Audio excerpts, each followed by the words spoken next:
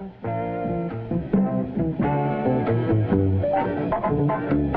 so on and so on. And so on and so on. And so on and so on. Slavoj Žižek is arguably the most famous philosopher working today. We know him. We know him by his wild appearances, his ways of speaking, and his physical tics. There's even a documentary about him, and we often see memes of him on social media and videos of him on YouTube. We know him most readily, we think, as this eccentric snapshot meme version, which, we admit, he fulfills more often than not, in the sense that he really is bizarre, and that he really is unusual. Žižek's persistent approach to politics, media, and culture is uniquely and thoroughly his own. But his unique personality and his approach are often misrepresented and misunderstood before being taken seriously. Here on Žižek and So On, the three of us want to delve just a bit deeper. We are not authorities on Žižek, but we perceive in his work and in what he has to say something serious, maybe even something important. While keeping things approachable, we hope to read and listen more closely to Žižek's work as a whole, ranging from the topics he treats like Christianity, Hitchcock, science, democracy, ontology, sexuality, capitalism, love, Jacques Lacan, and toilets. On the podcast, we'll periodically hear from people who really do know what they're talking about, including Slavoj Žižek himself.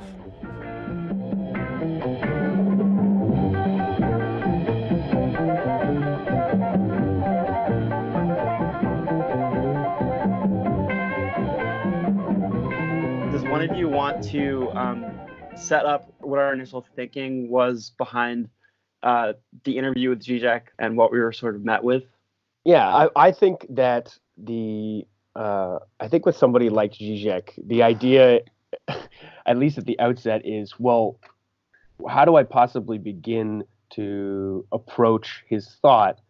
And I think the lifeline is to begin at the beginning, is to go back and see if the work that he's writing now can be made sense of simply by following the breadcrumb trail, right? Is by seeing, where he began, and if you can kind of work your way into it by way of the beginning.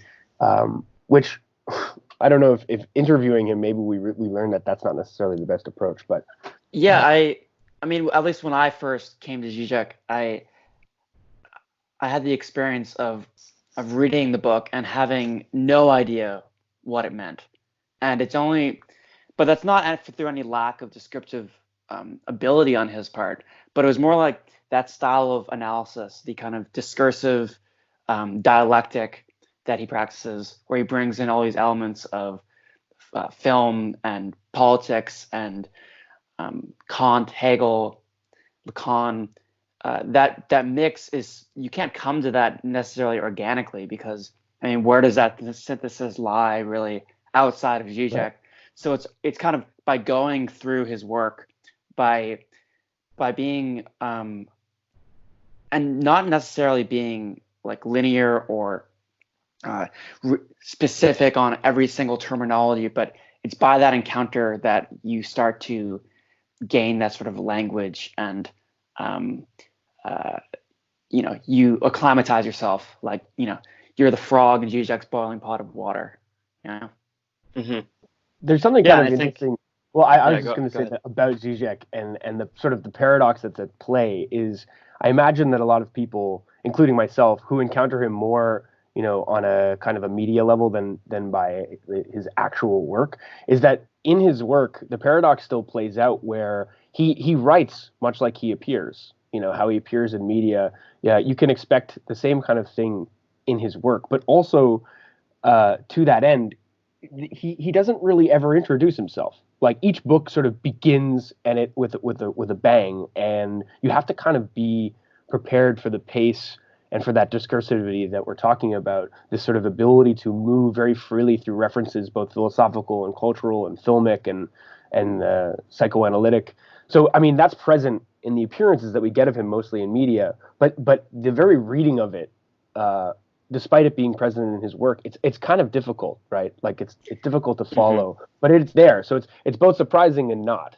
But at the same time, I mean, there is a difference between his writing and his pop culture reception.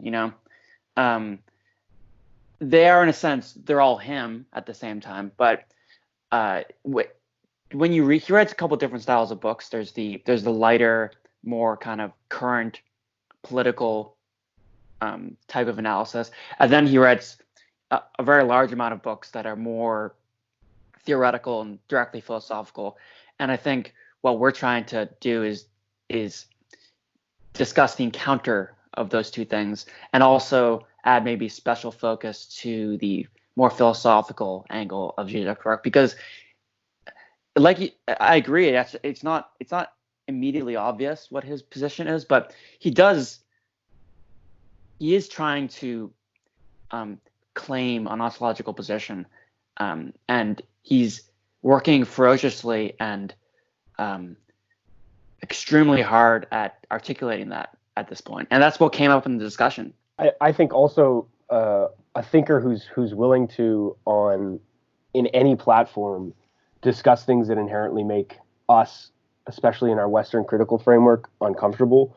I think the tendency is to, by essentially blanketing him with this blanket of levity, and is something that he's noted as being the attempt to make him less serious and what he's saying less serious. I mean, the thing is, I think those jokes actually operate on a very intense level. If we're talking about people not choosing to be introduced to his work, or thinking, claiming that his work isn't worth being introduced to, I think that's actually quite a serious problem, right? But I think the idea from the outset is to delve a little bit, as you said, Will, and the purpose of this podcast is to see just beyond it. Perhaps that the truth is being suggested in the jokes, but also see what is serious about the work behind our media impression of Žižek. Let's roll that Žižek interview, guys. Yeah. Hit it.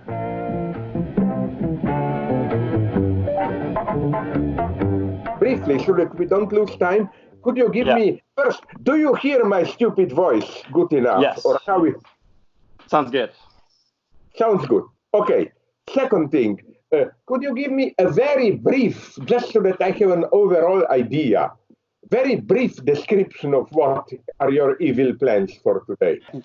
So the plan is, we're all readers of your work, and the idea is to go back to your early work, The Sublime Object, we've been reading this week, and from there sort of follow a certain trajectory of your thinking, I suppose. But really, the point of the podcast is to make it interesting for people who haven't encountered you before, but haven't necessarily studied you, and are curious more about learning your philosophy. That's basically it. That's nice if there still are such people, because I hope you are aware from how many fronts I am now under attack. Yes. I was proclaimed in current affairs, what was that one, as a complete charlatan in Europe. I don't know if you followed the debate about 2-3 weeks ago. I was, and I like this, at the same time proclaimed a Zionist and the leader of European anti-Semitism and so on. That must be the mark. I'm old enough, I no longer care about it. Okay, listen, because you also have the freedom, I always give you the guys who are stupid enough to interview me, I give them the whole freedom to manipulate it, erase words, and the most intelligent thing to combine my answers to a different question so that I appear a total idiot, that I didn't understand the question, That's my favorite trick. Okay, so let's not lose time. Just please have a little bit of mercy on me, in the sense that if I get lost, repetitive, blah, blah, you can manipulate it, no? So okay. I guess our first question would be very, very basic. Coming to your work in an introductory manner, how would you define your philosophical project? And especially in Sublime Object of Ideology, you seem to be doing a sort of mutual resuscitation of Hegel and Lacan. So I guess, what role does psychoanalysis play in that philosophical project? Okay, first I must tell you my answers will be at this level very elementary. You know what did strike me at this moment when I heard your question? Like mutual resuscitation. Hegel, Lacan, that I'm doing exactly the same now, for at least 35, if you count my Slovene publications, more than 40 years later. I'm doing exactly the same thing. If anything is changing, it's that at the beginning, in my sublime object, but which didn't emerge from zero. You have to take into account, that's why there are more than average jokes in it and dense ideas. You know, sublime object was a kind of recapitulation of what I was doing in my own language, Slovene, and in French over a decade before. But it's, I want to be very precise here. I think it's, no, or I don't think it's in the last book, I think it's the one which will appear on Hegel and the Wired Brain. I use a scene from Hitchcock's Vertigo. Cut me short if I repeat myself. No, you probably know the scene when Madeleine, who is a fake, of course, approaches that tree cut down. You see the tree cut into two. You see the surface, and then you can measure exactly the years. It's over 1,000 years old, free, and she says pathetically, "Here I was born, here I died in the previous century." You know. And my idea is that if a muse of philosophy would approach us today in front of the same tree, she would have done something similar. I'm philosophy, here I was born, here I died. That's still my dogma. It's a very conservative one in a way. I was born in 770, I think so, maybe I'm wrong, which is the publication of Kant's Critique of Pure Reason. I died 1830 through 32, the death of Hegel. So for me, that epoch still, I'm not saying we shouldn't move forward. We have new approaches, incredible things happen afterwards. Modern science, modern capitalism, all this was unthinkable in that period. But nonetheless, I claim that the basic conceptual apparatus is still that one for us. We didn't move, in spite of all the philosophical revolutions, especially post-Hegelian ones, Kierkegaard, Marx, Nietzsche, psychoanalysis, and so on, we have not moved to a different topic. My first, like the whole field didn't really change. My second point, so here Hegel and Lacan, it's that I think that for me, the big question was always how reactualize Hegel, how to read Hegel, and Lacan was for me just an instrument or somebody providing the conceptual frame to reactualize Hegel. And in some sense, although in my big fat book, Less Than Nothing, I also indicate how maybe we should move further than Hegel, but me, and by me, I don't mean just me, I mean my Slovene Lacanian gang, Mladen Dolar, Alenka Zupancic, we both are slowly acquiring, elaborating a distance towards Lacan himself. That Jacques Lacan isn't the ultimate horizon of our thought. That if you read Lacan closely, you see a certain limit. The ultimate scope of Lacan was for discourses, theory of sexuation, encore, all this late Lacanian topic of traversing the fantasy, identifying with symptom, all that. But that there is a certain limitation in it. And here we oppose the traditional Lacanian dogma, not that Lacan didn't settle the accounts radically enough with philosophy, but that he was not a philosopher, enough of a philosopher. Lacan thought he can get rid too easy of philosophy. In one of the texts, I forgot its title, something about theology, I think, theology, believing or not in philosophical salon there. I try to elaborate a little bit this point. And I also have now a new text that I haven't yet published, where I go in detail into the limitations of Lacan, his theoretical limitation and the practical limitation today of psychoanalytic clinic, the way it was conceptualized by Lacan. But basically, and that's why I have to laugh so much, because people like to proclaim me, oh, a postmodern philosopher, paradox, it's changing position, bluffing up and down. It's basically so repetitively boring if you are not fascinated by the topic which fascinates me in what I'm doing. Look, very honestly, look at my last books. It begins already before in parallax view, but less than nothing. And then look at absolute recoil, disparities, incontinence of the void, sex and the failed absolute. Even the structure is the same. I begin with describing this parallax gap between, let's call it ontological realist approach. There is reality. Somehow we should understand the way things really are. I put it in very naive terms.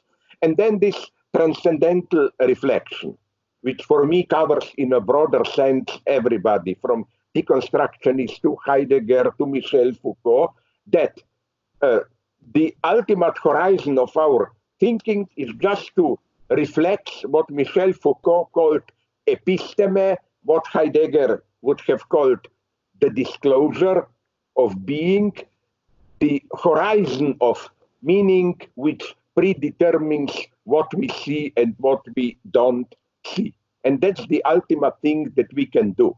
It seems as though... Sorry, and my whole effort then is to break out of this duality in a Hegelian way. It seems as though you, I've heard you describe that reflexive move you've been approaching for the last number of books as kind of return to naive ontology, a naive ontological question.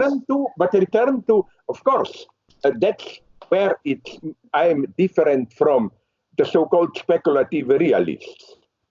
From the one who, it's another mystery. You see how complex here things are. Did you read? I think you do. I don't agree with him, but he's a great guy. By great guy, I mean excellent philosopher, top book, Quentin Meillassoux, After Finitude. No, I haven't. He began this return to naive ontology against transcendental approach. It's not just that we should reflect on the horizon of how we understand reality. We should also we should also try to outline a realist vision of, to put it in very naive terms, how things really are in themselves. Today, there are different orientations within this space. I don't know how the stock market moves here, whose shares are up, whose shares are down. But I would say that lately Graham Harman overshadowed a little bit Meillassoux, who for over a decade didn't even publish any big book. He is probably in a deadlock, because I know from him, from the guy himself, that Meillassoux has over 2,000 pages of a mega manuscript. And he's afraid. This is something, this is meant as a appreciation of him. This is the very opposite of me. I publish every shit I produce, you know, and to have, that would for me be suicide, to have 2,000 pages and just not knowing what to do. But I'm saying that this is the realist option, no? On the other hand, what I'm just to indicate you what I'm doing now. What I was working in the last month or two, one of the things was also since we live in an epoch which is, among other things, determined or marked by ecological topic, a guy who is also an interesting guy. I don't agree with him, but I appreciate him immensely. Kohei Saito. He wrote a book. I have first part of my longer text. It's appeared in the last issue of Philosophical Salon on Marx and ecology.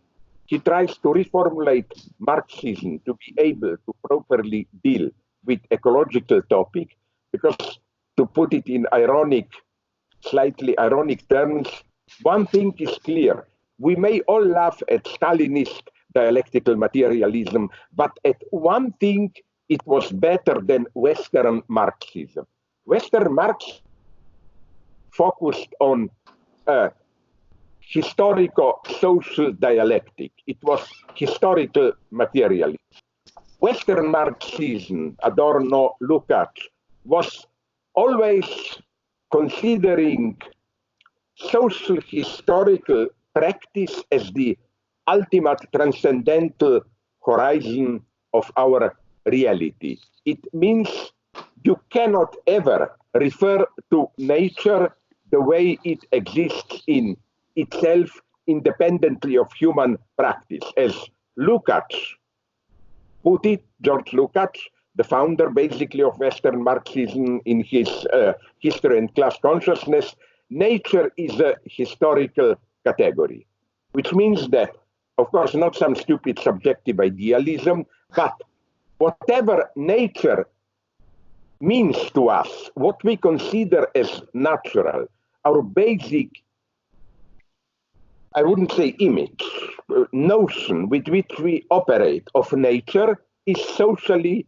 determined. Nature meant something different in Middle Ages, where it was full of spirits, organic, holistic, mirror of God. In modernity, with modern science, nature becomes a giant blind mechanism. Now, with digital, informational revolution, it becomes something different. It's easy to make this point. How, for example, Darwinism, Darwinist notion of nature as struggle for survival, competition, and so on, was directly influenced by Malthus, by political economy.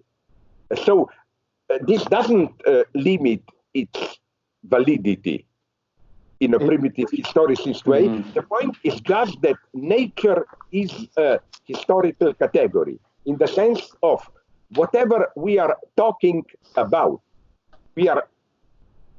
whatever we are perceiving, whatever we are trying to conceptualize, it's always mediated by a conceptual horizon, which is overdetermined by our social historical experience.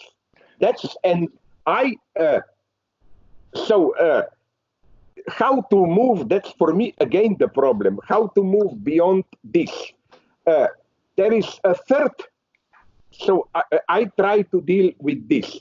The third topic that, so again, back to that guy, Saito, he tries to, it's very interesting what he does. It's very simple, clearly written book, Marxist eco-socialism. He tries to describe not so much nature in itself as a certain level of human being, which is for him work, labor, productive process, which cannot be conceived in Hegelian terms, because it's not just an ideal subject mediating all reality, sublating it, integrating it, but it's labor is for him, and he uses a term with which old Marx was almost obsessed. It's that nature, our labor process is part of the process of metabolism, exchange of stuff between us, humanity, and nature. This is basically even a physiological process And then the idea, his line of thought is an obvious one, that capitalism is disturbing, throwing off balance this process of metabolism, threatening our existence, and so on and so on. I try to counteract this reading, claiming that paradoxically Hegel is a better ecologist than Marx, nonetheless. So that's next. But the topic that now I'm working on, but it's all within the horizon, which is already in my first book, Sublime Object of Ideology, although you can imagine that I was almost tempted to write with regard to Donald Trump and so on, kind of a part to desublimated subject of ideology, which would be Donald Trump and so on. No, but let's go on seriously. I don't know how much do you follow what is now becoming the most influential reading of Hegel, which is no longer, it's interesting, till the last decades. There were two versions of Hegel. Liberals didn't like Hegel. For them, Hegel was too totalitarian and so on. So you had right-wing Hegelians, Hegel as an authoritarian theorist of strong state, and revolutionary Hegelians, negativity, dialectic as the model of revolutionary process.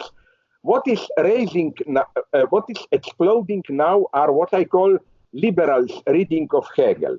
Hegel as a theorist of mutual recognition. The word is always recognition. That Hegel's ideal, what he is striving towards as the implicit, at least ideal state of society, is a society of mutual recognition of free individuals. To put it in simple terms, Hegel opposes traditional societies where there is some ethical substance, social order, divine order, which predetermines what we are allowed to do, what we can do. Then we have, I simplified very much, modernity, where we are ultimately free individuals. And there is no predestined higher order. Every order of customs, every ethical system that determines us is simply a resulting from our individual interactions. It's not really obligatory. We can change it and so on and so on. Thinkers about whom I'm talking now, like Robert Pippin, the main one. It's a 100 pages mega book. Robert Brandom, The Spirit of Trust, detailed reading of phenomenology, where he tries to demonstrate that the idea that we find in Hegel's phenomenology of mutual recognition brings together these two opposed poles, that our social life is neither predetermined by fate, higher destiny, predestined higher order transcendence. So we learn this from modernity, that every higher agency, that every cause, we keep it alive. Like the theological version of this would be that God exists only insofar as it is our cause, insofar as believers believe in him. But on the other hand, Brandon's point is that this doesn't mean that we simply are free, independent, that we can choose whatever we want, but that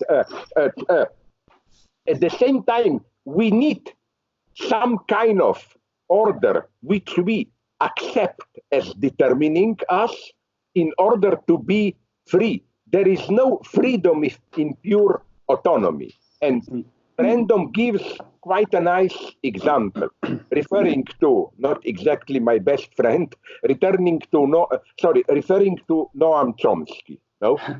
Brandom says that, referring to Chomsky again, how, let's say you don't speak. And then, okay, you are free, but you are an idiot. You even don't know what you are doing. By learning to speak, this opens an incredible new freedom to you to express yourself, formulate your thought, enter relations with others, all that. But the price is to respect the rules of language. You have to accept unquestionably, at least to a certain degree, the rules of language, which does not simply constrain you, but at the same time open up incredible new domains of freedom. And language, for this line of thought, always implies mutual recognition. I can talk to you, you can talk to me only if it is mutually, there are mutually recognized rules, which we automatically assume. Okay, what I'm trying to do now is to develop how my vision of Hegel doesn't fit this liberal vision. That this liberal vision is way too optimistic. My basic point is that Hegel was much more a pessimist thinker than it is usually presumed. But I talk too much. Am I right in understanding your approach to Hegel is to emphasize more inconsistency than rather than trying the previous approach of more trying to focus on his, like him as a philosopher of like systems? Yeah, but okay, I see. But what with Hegel, what Hegel means by system, you should be very precise, and that's one of the axes of my reading. Hegel's idea of reasoning history, of what he calls List der Vernunft, the cunning of reason, is the classical teleological one. Even when things appear to go wrong, from a deeper, a larger historical perspective, all the accidents are instruments towards some goal which is generally a good one. Right. So that this is how Hegel's idea of the reason of history is usually read. But I think that if you read Hegel closely, the point of his analysis is not so much, it's not this classical religious or at least teleological one. Even if we appear to be in a mess, step back, take a deeper look at it, and you will see if it serves some higher reason, whatever. I think Hegel is, for Hegel, system means precisely concrete system, which means that you have to include into the system also malfunctioning, crisis, and so on.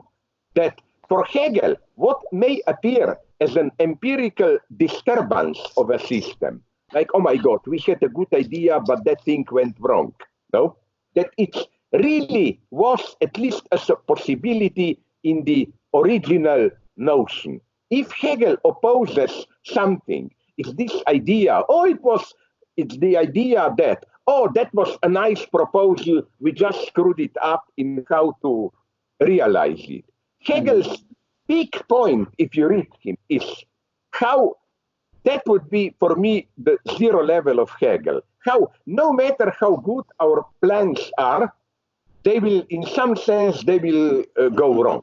Look, that's Hegel's point, although I don't quite agree with him there, of the French Revolution. Begin with freedom, equality, you end up with revolutionary terror, and so on and so on. And Hegel doesn't say the last word here. People usually, so let me just say how actual Hegel is here for our century. Hegel, I think, would have been ecstatic. He would have had multiple intellectual orgasms in analyzing the 20th century. You know, liberal capitalism, wonderful, blah, blah. And then the true catastrophe, and if you ask me, the true catastrophe of the 20th century is not World War II, which is a nightmare, of course, it's World War I. Mm-hmm. And that's why I'm a pessimist. I think we are in a similar situation today. That you remember before World War I, okay, not around the world, horrors were happening around in Congo and so on. but at least in Western Europe, it was 50, 60 years from 1850, okay, a war, small war here and there, but generally, till World War I, it was incredible long period of relative peace, economic progress, women's rights, retirement, trade unions, and so on. And then a mega shock where, how was that absolute nightmare, World War I, with millions dead, how was it possible? Incidentally, since Marxists today mostly don't enjoy great reputation, you know who is for me my hero here? Not Marx himself, but Friedrich Engels, his companion. You know that in a letter, I think already in around 1885, I don't know where, that is to say 20, 30 years before World War I, Engels predicts World War I, even says probably there will be around 10 million people dead. Official number today is 9,700,000. And then Engels said it will be the war between Germany against Russia and the West, France and England. And then in a true stroke of genius, Engels says if Germany loses the war, then 20 years again, it will be another war, Germany trying to make revenge. Wow. In other words, Second World War. So, you know, all Marxists were not just idiots dreaming about some ideal state. But what I want to say, Hegel, this is the topic of Hegel. We thought we live in an era of gradual progress. Everybody thought things are getting gradually better. Even many liberal leftists or even socialists. Even Engels thought about 1890, just before his death. My God, maybe social democracy will simply win the election. We don't need a revolution with violence and blood. It looks better, bam, you get a mega catastrophe. And this would have interested Hegel. What was it in the spirit of time that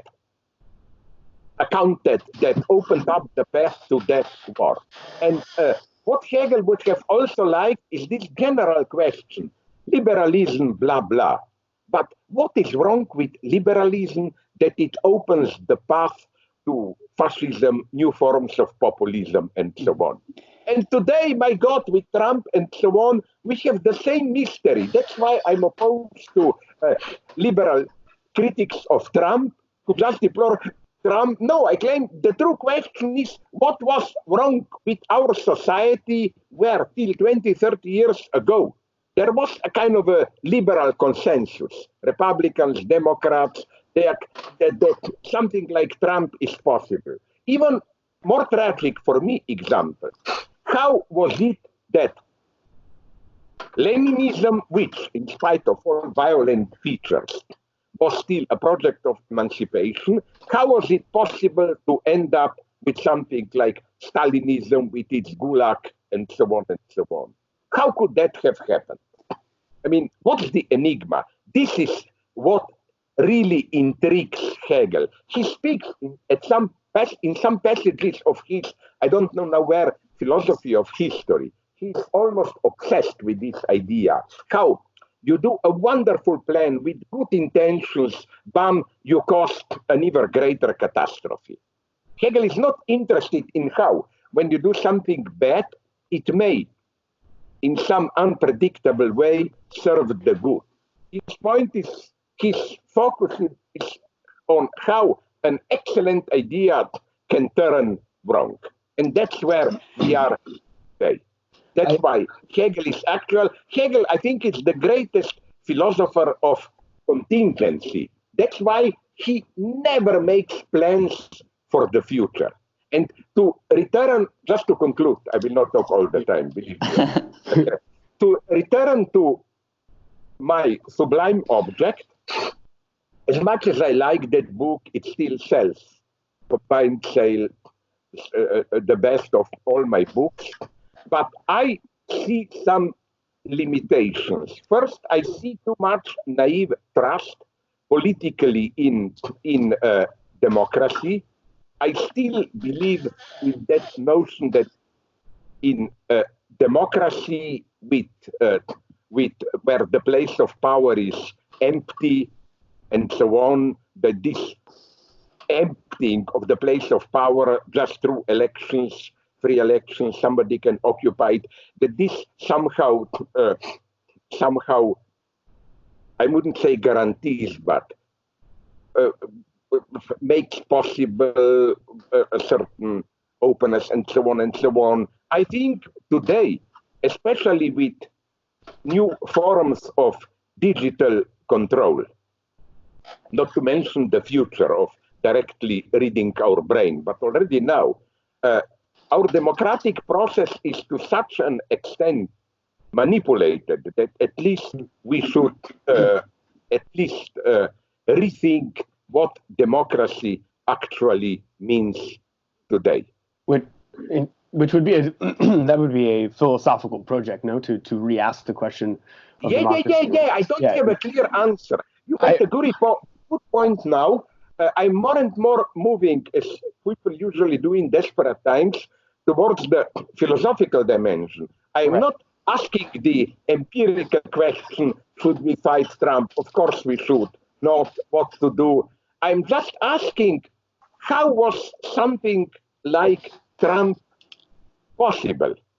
I wanted to ask if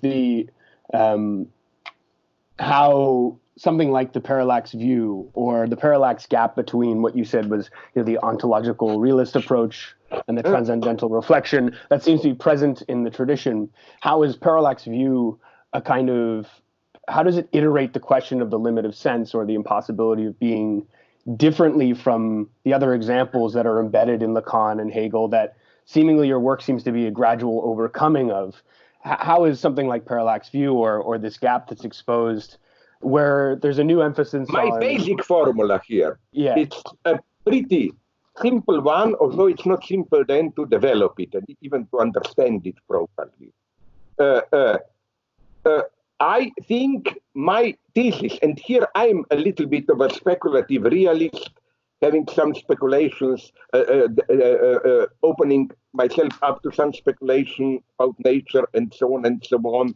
That's why I like to, with my very limited understanding of it, to speculate even about quantum physics and so on and so on. The point is that, and this is, I think, what Hegel does, that to put it in this speculative, difficult way, parallax signals a certain obstacle, impossibility, but which precedes what it is an obstacle to. You don't have the thing in itself, and then, oh my God, we cannot reach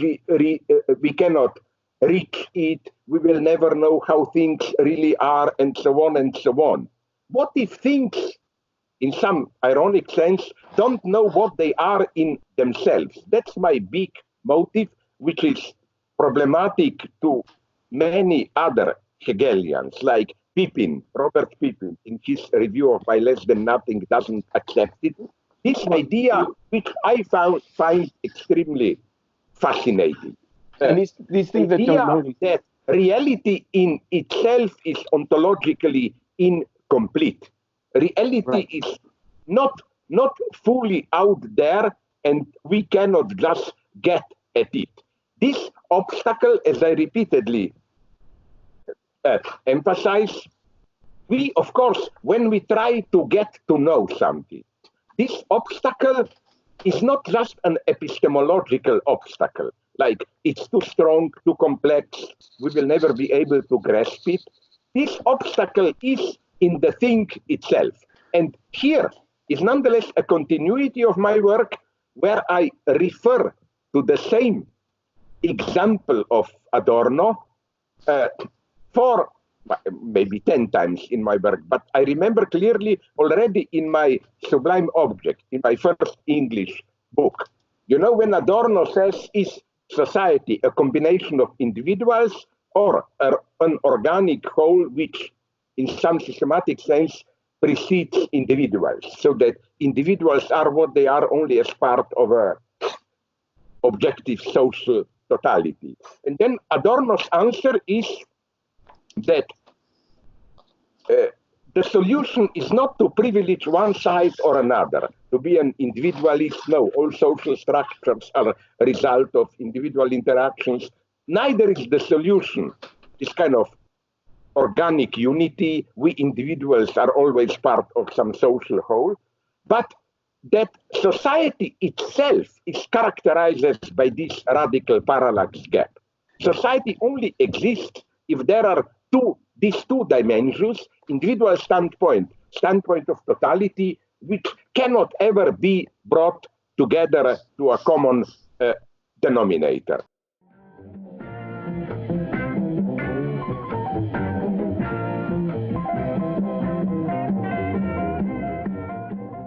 That though. I love that Hegel's it's kind of neat, that he even in his joke that he says, in referencing Vertigo, right? Here lies philosophy, philosophy was born here and philosophy died here. And it's basically Kant and Hegel, right? And there's something really kind of liberating to feel that, like, yes, there were philosophical revolutions post Hegel that were quite important and that have lots of things to say.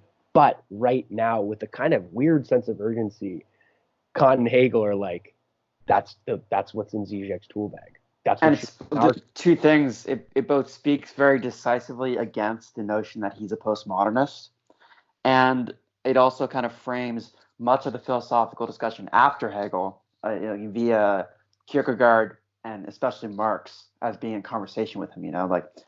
So much we're still left with the enormity of Hegel's and Kant's influence. Yeah, and that's how he put it. He put it to reactualize Hegel, right? To reactualize, yeah. Or I mean, and that was, and so it seems like right off the bat with our first question, he's saying, that the philosophical apparatus has not changed, and I think we should really emphasize philosophy as coined, in Žižek's case, as apparatus, as apparati, which is great, because that's the way I felt about philosophy when I was studying it. Was, okay, what am I arming myself with here? But Žižek's very careful to say that he's not claiming that Hegel is kind of transhistorical, like that Hegel kind of, that's where the reactualization of Hegel, his choice of word there, is important, because he's not saying per se that Hegel's philosophy is something that is apropos whatever context you find yourself in. It's that this context right now presents an ability to reactualize Hegel. Unless, correct me if I'm wrong. And separately from that, I think it's definitely not a question of going back to that era in philosophy and just focusing on that. But this idea of sort of like reactualizing, I think to some extent maybe repeating, I think he used that phrase somewhere else,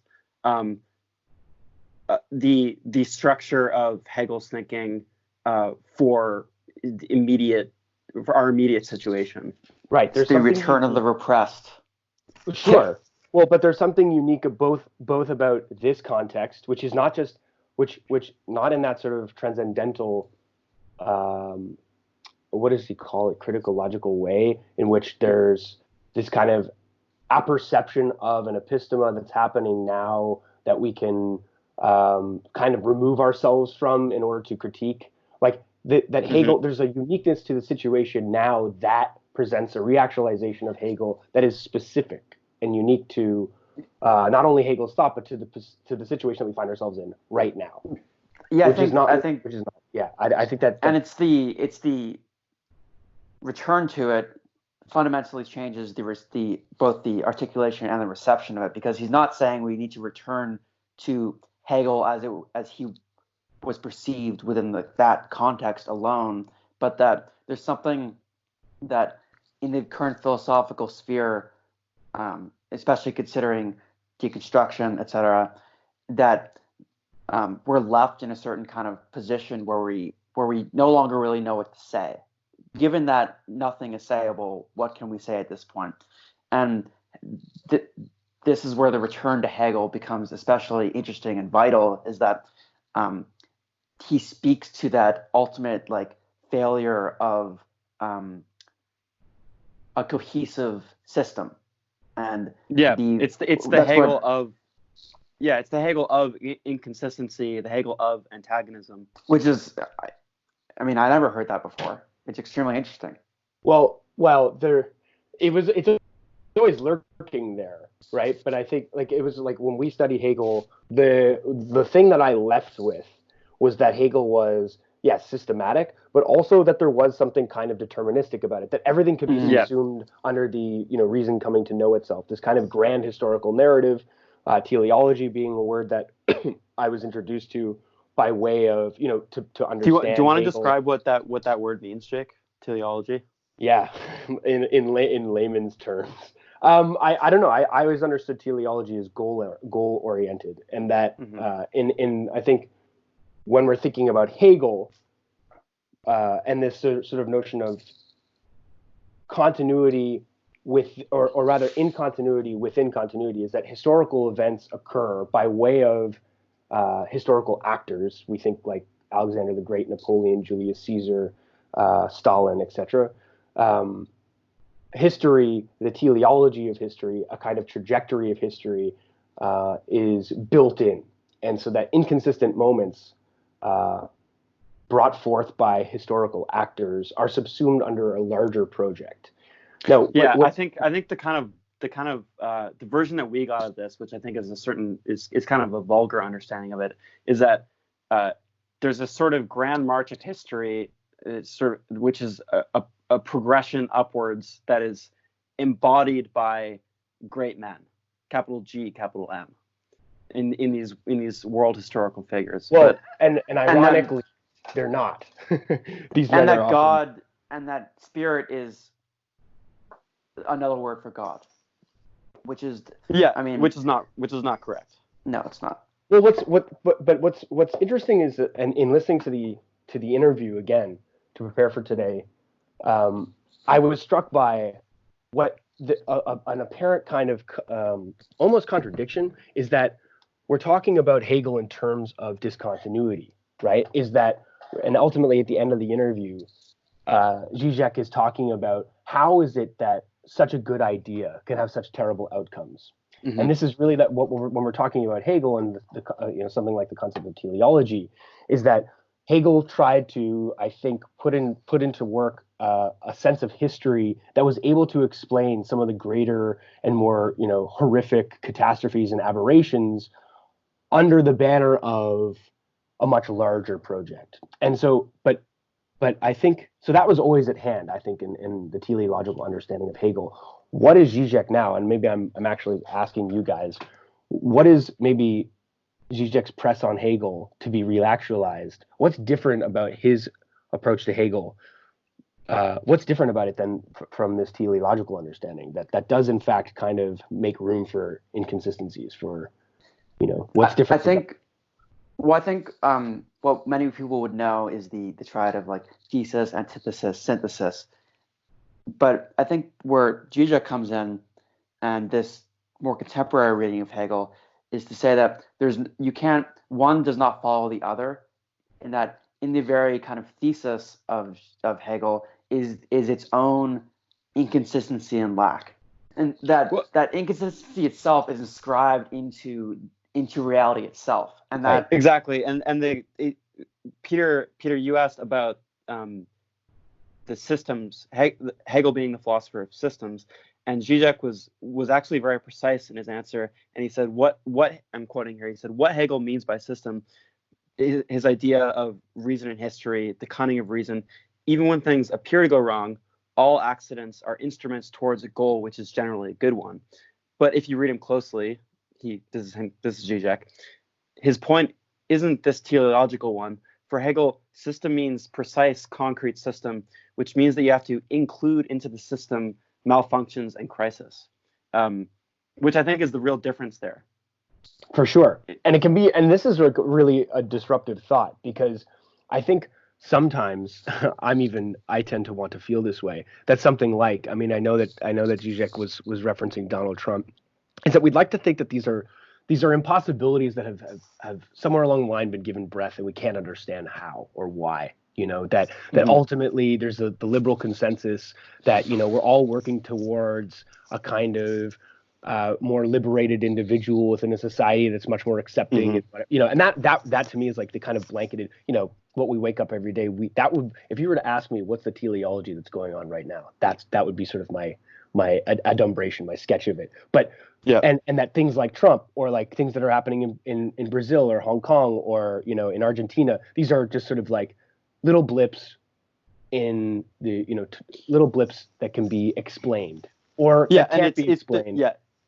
It's something on the way to figuring this whole project out. To figuring out global democracy and freedom. But I think what Žižek is pressing us to think here, as Hegel was as well, is that there's not one without the other. And that's, Peter, what you're saying, is that the failure is built in to the system so that there is actually no such thing as completion.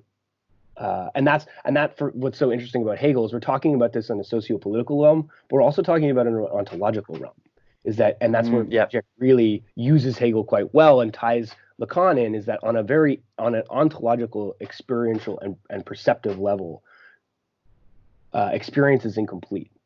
That, as well as like the subject itself, is the articulation of the void, and expression of the and that the very ability or the very existence of contradiction means that things are not fully what they are, and that is an all the way down claim. To the root too. Yeah, exactly. Right. But what I think is so important is not that, like, I think there's a subjective gap that I'm putting there when I say we are the expression of. No, we really, like, we are the incompleteness, right? I think there needs to be a kind of centering of that gap, is that subjectivity for Hegel, and I think, Peter, you could speak to this better than I could, but that subjectivity is the incompleteness. Well, it's that, but I mean, this maybe is a good point to talk about his use of Lacan, because especially the quilting point, in that there is a certain kind of like lack of necessity in where a chain of signifiers gets kind of cohesively defined, and that happens on many levels, both subjective and maybe you could say objective, in terms of like the big other, like that's the general kind of ideological quilting point of society. The subject presumed to know. Exactly, but like Jake, we were talking about this recently, that say you meet someone new and you're kind of getting a sense of what to talk about, how you can relate with each other, and you kind of trade signifiers back and forth. Like I like this, I like that, I don't like this, etc. But that there's no necessary reason why you need to like claim one signifier over another, but that where you can relate with someone is kind of an interesting point at which your disparate change of signifiers maybe are kind of quilted at the same time, at the same point, and that's where you really relate with people. And actually, it fits into what we were just talking about, inconsistency.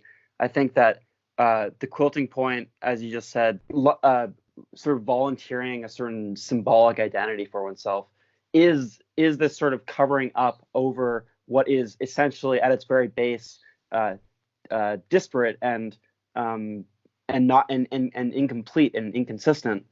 And I think that's what Jake was sort of getting at when you brought up, Jake, the sort of ontological aspect of this claim. Right. Which because I think the whole thing is ordered. The whole thing is ordered by a signifier. And you can say that's the Hegelian system, but the signifier is ultimately empty. Right. It's not. And that's a deeply Lacanian thought. Is that the signifier, or something like the concept of the real, does not exist, but is still operative, and that so it's to even say that it's empty is to claim that it's still a kind of thing. Like where I think Hegel and Lacan, where there's a unique wedding there, is that the incompleteness of being, or something like the capital R real for Lacan, is not itself a thing, but it operates like one. And this is like the empty signifier or something like that, which is cool, because your riff actually exposes a really interesting thing that's at hand, I think, in all philosophy, I think all philosophy sort of begs this question. Or I think in the interview, for example, when I ask, to redefine democracy, is this a philosophical project? What we're gesturing at there is the project of philosophy is to ask anew questions about things that we think that we know. And there's a really interesting thing here that goes on when you're getting to know someone, or if you're trying to align yourself with someone, or find where you disalign, is this kind of like, how do you know things? How do you sense things? What makes you, react in, do you react in similar ways to me? And I think, like, the liberal consensus, as I mentioned earlier, sometimes we don't really ask about why we feel the way we do about certain things. And this is a great point in relation to the recognition version of Hegel. Exactly. For Žižek, it's like, how can we recognize one another if we can't even know ourselves? Like there's an inability, like almost a structural inability to know ourselves, and that liberal recognition approach kind of depends on us knowing what we want and why, and going on under the conception that we think that we're being revealed in this way that is comprehensible and recognizable to people, because we think that we accord them that same level of reflexive determination. Yeah. I mean, I haven't read Robert Pippin's book. I'm curious how, this is just an aside, about how you come to mutual recognition from what I think he's perhaps speaking to is the dynamic, the master-slave dynamic, where they do recognize each other, but they're not recognizing each other as equals. Well, what's interesting is that I think this is where philosophy and experience really come, because our exclusion is internal to the other, and this is what we're talking about. I think it can be kind of it can be aggrandized as a concept here of the other, to be talking about what we're talking about with like parallax view or incompleteness of being, is that the failure is embedded. Our exclusion is embedded in our relation to the other, and yet we try nonetheless. A kind of form of relation, a kind of a building of a chain of signifiers between us, and that I think that can be extended. The logic can be extended to our experience of what is, and even like greater political projects. We can't believe that something like Trump happens, but it's like, no, this is in fact a direct result of the project that we think that we know and we understand. That failure, you mean? That failure, right? Yeah. Or what we deem as a failure is merely just another element of, that is embedded. Well, I mean, Žižek got heavily criticized for suggesting in 2016 that perhaps the victory of Trump would lead to a revitalization of the left, and he was, proven completely correct in that regard. Here we are now in 2020, and there's an immense potential of the left, and that really is through its own failure and manifestation in Trump. Yeah. Should we talk about his Jake, your question about parallax and kind of where he left off there with parallax? Yeah. Well, the thing is, I only noticed this time in re-listening the feeling that I had in the actual interview, where I was like just about to finish my question. And he went in. You were almost there. I was almost there. And really what I was going to say was, I can't go back and quote it verbatim, but I was going to say how parallax view covers better the concept of inconsistency, or how it reignites or reposes the question of inconsistency better than things like, I have to say it, like Derridian difference, or Heidegger's notion of disclosure, right? Ereigness, these things. I'm like, how is parallax view not really just another iteration for words of being? Which, like, how is Žižek not essentially just trying to close off metaphysics like everybody else in the tradition? That was kind of my question, but I didn't want to open myself up to that. So I was just trying to ask really more about like what the parallax view is and how it functions, and does it function differently than other, I think, philosophical frameworks that do in fact have room for inconsistency. Well, this is where his incredibly interesting point comes in, that it's not just that things are incomplete, but that the impossibility of the parallax precedes what it is an obstacle to. And I think that's his incredibly interesting point, that is what he's exploring right now in his books currently. No, but I think that the parallax view, at least initially, runs a kind of danger similar to the sort of l'avenir concept of Derrida, right? Is that the impossibility is built in, and it's this sort of prolonged waiting. But I think one of the things that really separates it, I think that ironically in Derrida's idea there is a kind of disavowed transcendentalism where reality is out there, or at least there is a kind of inaccessibility to language, to being, whatever it be. Exactly. And then you're sort of left with just being a kind of just acting out of a certain void. Or right, but I think Žižek almost goes further, but he's still making let's say a positive claim. Definitely, you know what I mean? Yeah. Well, yeah, that I think the disavowal is of the failure on a weird level. There's a fetishization of the failure in something like deconstruction, but there's also a disavaluation of it, or disavowaling of it, where it's like with Žižek, it's almost like the failure is telling us something very important about what it is that we're doing. I didn't at the time know where you were going to end up with that question, but I thought you were laying it out interestingly, because Žižek is talking about something other than ontological realism and transcendentalism. So something other than this feeling of like direct communication with the world as it is, and of just a kind of more abstract comprehension of it through, let's say, knowledge. Right, or any episteme, right? Like any discourse.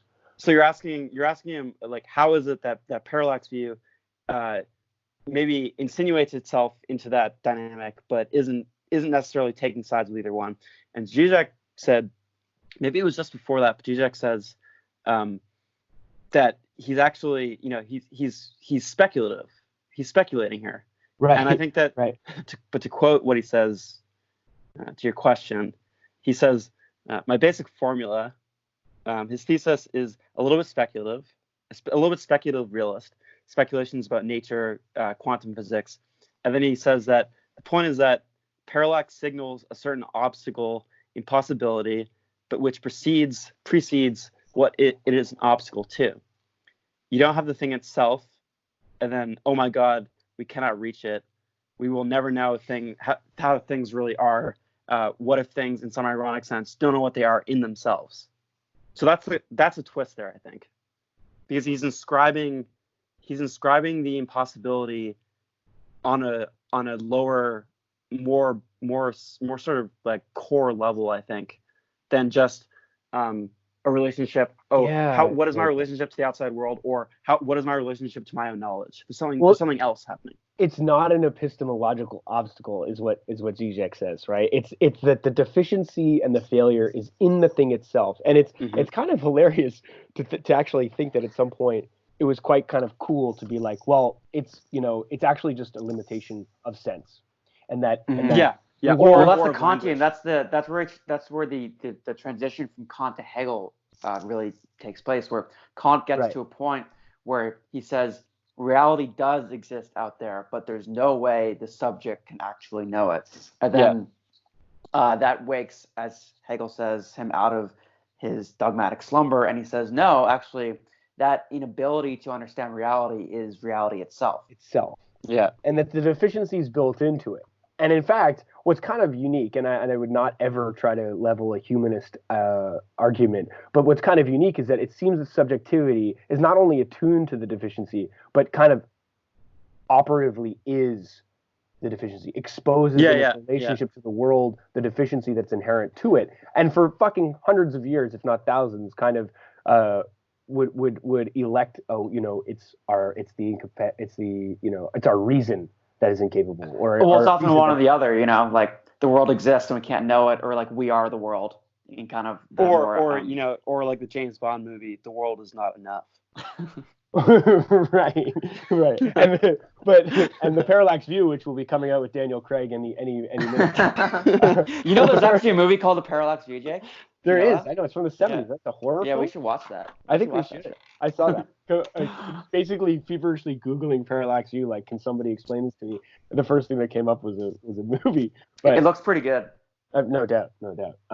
But what's interesting is that in this quote that you read from him is that the parallax view actually does quite a great, simple but heroic job of, I think, bridging that gap between those two polaric views, which are like, either the deficiencies in us, in our reason, or the deficiencies in the world. I think the parallax view is stating that the subject plays a very interesting part. Can you help me out here? Okay. Well, the parallax. A naive ontological point that Žižek makes in his recent book, The Incontinence of the Void, is that if the world or if the universe was not already itself incomplete, in that if it was whole with itself, if it was total, then subjectivity could not exist, right? If it was a quantum of solace, let's say. And this is why his recent move to. It's another James Bond. James Bond. Really? God damn it. This is why his recent turn to quantum physics is very interesting, because I wouldn't say it's necessarily a reliance so much as him using an example, like his turn to example as a descriptive. Yeah, I heard in another venue, someone saying that Žižek was trying to sort of buttress his philosophy with quantum physics, which I think is absolutely not true. Like, no. He's not trying to justify his philosophical claims using quantum physics. He's showing that there's something in the description about reality of quantum physics that accords with this idea of the parallax. Right. It's a particularly powerful explanatory tool in relating to it, especially in the current, let's say, maybe overvaluation of scientific knowledge in our current ideological situation. Mm-hmm. Right. Well, if we can, and maybe this will be something that you'll choose to edit out, but the next thing that was highlighted in the interview right towards the end, after speaking about the parallax, he does refer to Adorno, and his example, if I can read, is or Adorno's example is that society is a combination of individuals or an organic whole, which precedes these individuals. Right? The question is, which is it? What is society? Capital. I love when people sort of. I wonder that all the time myself. I wonder it all the time, and I also love sometimes when I have like in a very like quotidian, fucking everyday level, when you have somebody be like, well, society, or you also have, it really reminded me of that Margaret Thatcher quote too, right? Like society does not exist. I don't know if that was Adorno or Margaret Thatcher. They both did the same thought. Daniel Craig. But it's cool that Adorno's answer, at least as Žižek paraphrases, is that the solution is not to privilege one over the other. On one camp we have the individualist, and that you should be an individualist, and that the individual precedes society, or on the other hand, that society is a structure that precedes these individual interactions. Neither for Adorno, and so Žižek is the solution. It's about society itself is characterized by the radical parallax gap, the parallax view, where society only exists if there are the inclusion of these two perhaps contradictory dimensions, or not so contradictory, right? You have the individual standpoint and the standpoint of the totality, which they cannot be brought together. And I like that even he ends that quote by saying that they can't be brought together in a common denominator, but it's almost like the common denominator is the parallax gap, which of course isn't a common denominator. It's how the antagonism between the two are inscribed into both, or the antagonism itself is inscribed into both. Right, and use common Žižekian terminology, they're two sides of the same coin. Right. I think that what's really interesting is that the parallax view is inserting itself as an operative, right? It is the common denominator that functions. It's the thing in between that recognizes the necessity of the poles. But I always thought that like something like deconstruction. Here we go. We're going back into it. But that deconstruction. It was the possibility of born out of the tension between two poles, right? So I'm thinking, how is the parallax view different from that? It's not about the possibility that's created between the two poles in acknowledging the two poles. It's the tension inherent. I don't know. Is there anything else? Maybe we should speak to the surprising moment where he talks about the limitations of Lacan. That I found that very surprising, especially because it wasn't just surprising; it was actually shocking for me to hear him say that. It was a little bit because it was out in the moment, and the way that I have always read Žižek was that Lacan has basically got him to where, or at least the way that I had to hear it was like, well, I've gotten as far as I can. And that not only does Lacan point to a limit in my own thinking, there's a limit inherent to Lacan. And that was I was like, oh fuck. And what gets clear now, subsequently in his description of it, is that Lacan was more of a tool for Hegel and Marx to articulate Hegel and Marx, but especially Hegel, obviously. Like he was just using Lacan. I know. I felt like I was talking sort of soap opera drama where the person feels that they've only been using the other person. It's like, at this late stage in life, Žižek is deciding to divorce Lacan.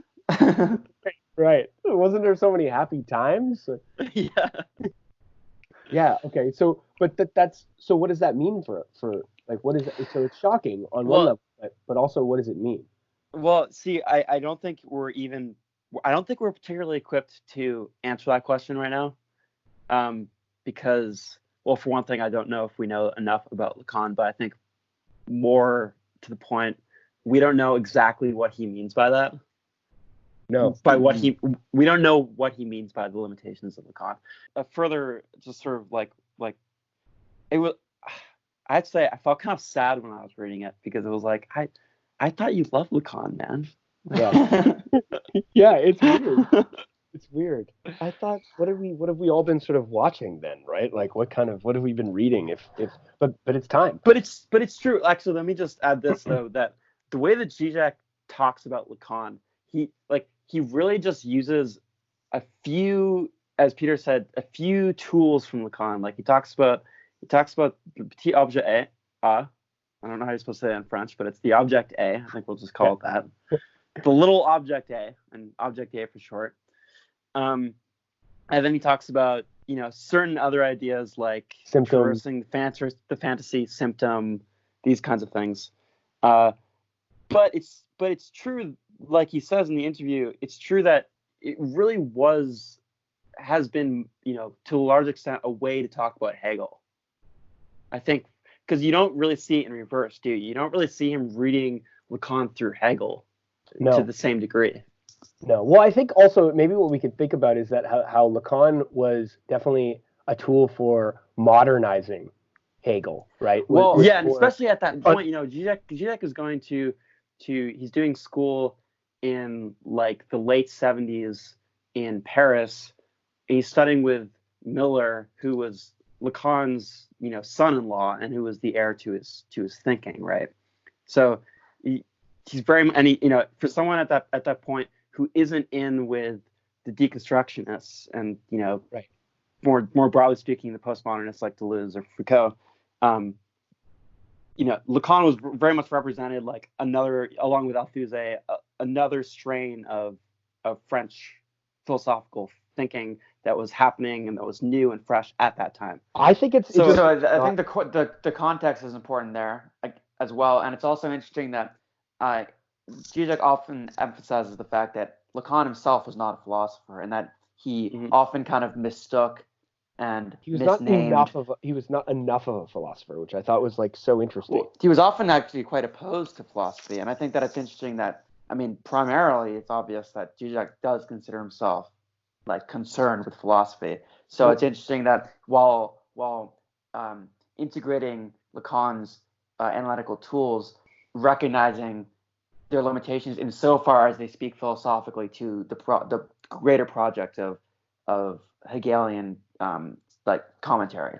Well, and so Žižek's project in total. And I think what needs to be emphasized here for us as readers, as we head into this podcast, but also as we experience more of Žižek's work, especially his contemporary work, is that why I think what's happening, what Žižek's doing here, is that the surviving of philosophy and the letting go of psychoanalysis is tantamount to how we should approach his work, but both past and present and future work. It's really interesting that philosophy survives, and that I think there's a danger in essentializing or using psychoanalysis as more than a tool. And see, it's funny though, because it's really interesting to me.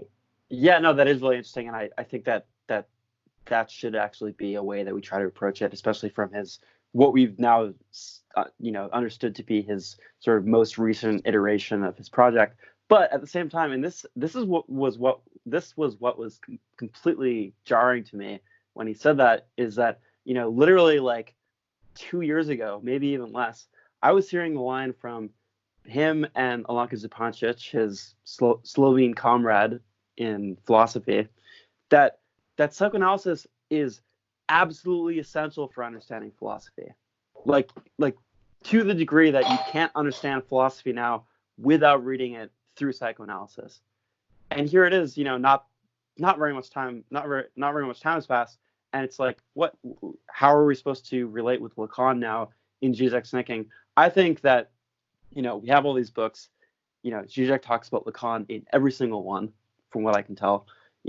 Clearly it is very important to understanding his thinking, and I don't think we necessarily have to follow him entirely there, because Žižek obviously is really interested. Actually, I should just say that we have another interview with Žižek that we're going to be releasing later, and in that one we talked to him about or he talks about his sort of urge to be engaging with the most important philosophical discussions that are happening right now, and to sort of have his word on them, because he's not necessarily going to live forever. But beyond that, I think that Lacan is clearly very, very important to Žižek's work, and however he feels about him sort of theoretically at this point in his philosophy, I think we're also kind of obliged to understand Lacan and to endeavor to see how important Lacan is to at least his past thinking. And right. So there's no baby in bathwater here. Yeah, it was very much the starting point of his entire philosophical approach, where like in Sublime Object, Hegel and Lacan are in conversation and mutually resuscitating each other, which again he spoke to in the interview. But it's not as if he denounced that project. He has also suggested that he very much is working around, with different articulations now, especially as we're talking about, but like he's very much working with the kind of rewriting the same book over and over again. I think also another factor at work here is something that I don't think we have much of a handle on, not being academics, but I think that there is a lot of kind of there's orthodoxy when it comes to Lacan and Hegel in the academy, and I think he does actually take on that orthodoxy a lot, and he's always not been in line with it. Mm-hmm. So there is, I think there actually might be something to at this maybe specific point, changing his approach to Lacan because of a certain more academic discussion happening, maybe more behind the scenes. Mm-hmm. But I think for the purposes of reading his books, Lacan is. I mean, I've always found Žižek's use of Lacan very interesting and very exciting. So I see no reason why we shouldn't sort of follow that thread.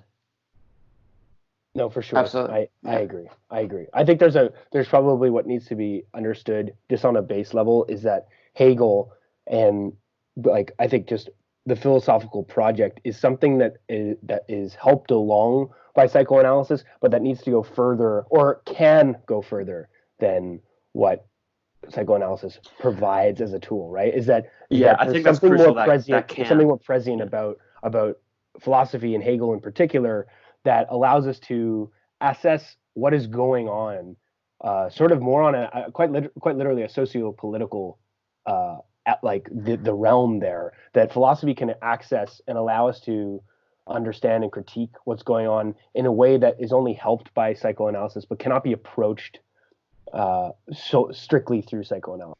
Agreed? Well, should we end the discussion here, fellas? We could fucking go all day. Yeah. Well, let's just say for those listening that we have another half of this first interview with Žižek that we're going to be releasing next week, I think, and then beyond that we have a second interview with Žižek that we want to have the same sort of treatment of, and one that, if I may say so, is especially exciting. Wouldn't you say so, guys? Yeah, he was spitting some fire in that one for sure. He was definitely. Yeah, he was on. He's crackling. So yeah, thanks for listening, everyone, and just get at us soon. How about that?